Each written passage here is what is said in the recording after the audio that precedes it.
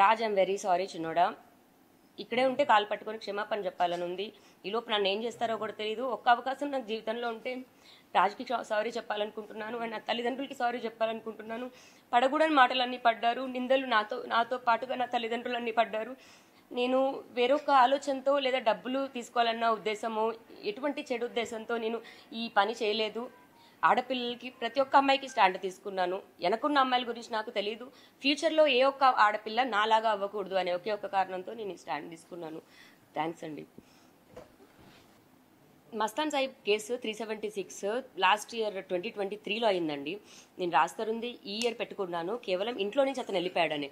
ఇంట్లో నుంచి వెళ్ళిపోవడానికి ప్రధాన కారణం అంటే అతనికి మస్తాన్ సాహిబ్ వీడియోస్ ఇదంతా తెలిసినప్పటికీ డ్రగ్ కేసు అని ఒక్కటి రావడంతో రాస్తరుణ్ వెళ్ళిపోయాడు.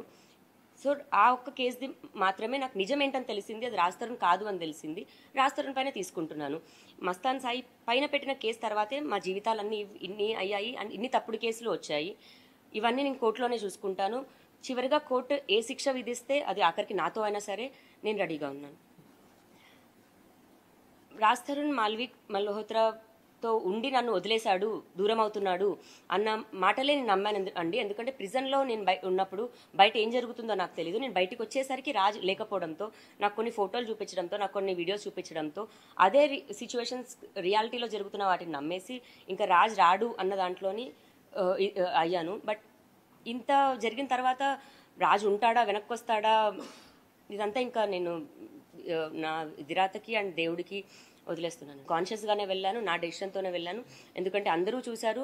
అక్కడ మాల్వి మల్హోత్రా కూడా వచ్చి మేము just co actors, Lavanya allegations వేస్తుంది అని అన్నారు. నాకు ఎవరైనా సరే నాకు లైఫ్లో ఛాలెంజ్గా విసిరినప్పుడు నేను అది ప్రూవ్ చేసుకోవాలని అనుకుంటాను. ఎందుకంటే నేను అక్కడ అబద్ధాలు చెప్పలేదు, అలిగేషన్స్ వేయలేదు. ఒక రాజ్ తరుణ్ మాల్వి విషయంలోనే మరి నేను వెళ్ళి ప్రూవ్ చేసుకున్న దాన్ని మస్తాన్ విషయంలో ఎందుకు చేసుకోనండి? రాజ్ తరుణ్ నావాడు కాబట్టి అండ్ రాజ్ తరుణ్ నుంచి నాకు హాని ఉండదండి. రాజ్ తరుణ్ క్రిమినల్ కాదు అండ్ క్రుయాలిటీ ఉండదు.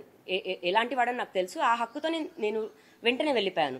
కానీ మస్తాన్ సాయి అలా కాదు, నా పైన 3 times అటాక్ చేశాడు. అతనేంటని, వాళ్ళ పేరెంట్స్ ఏంటని, ఎలా మ్యానిపులేషన్స్ చేస్తారు, అది డిపార్ట్మెంట్ దగ్గర నుంచి అయినా సరే ఎలా చేశారు అని నా కేసులో నేను చూశాను. కాబట్టి నాకు 2 సంవత్సరాలు పట్టింది. నేను అదే ధైర్యంతో వెళ్ళాను, హార్డ్ డిస్క్ తీసుకొచ్చాను. అతను హార్డ్ డిస్క్ కానివ్వండి, ప్రతి క్లౌడ్ అకౌంట్లో కానివ్వండి, ఆ అమ్మాయిలు ఏంటి, ఎంతమంది అమ్మాయిలు ఉన్నారు, ఏం వీడియోస్ తీస్తున్నాడు, ఎక్కడ అప్లోడ్ చేస్తున్నాడు అన్నది పోలీస్ వారే తెలిపాలి.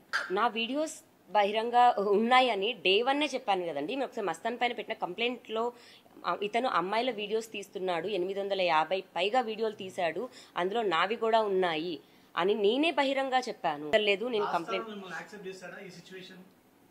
నాకు తెలియదండి. ఇంకా నేను ఎవరితో మాట్లాడట్లేదు, ఫోన్ యూజ్ చేయట్లేదు.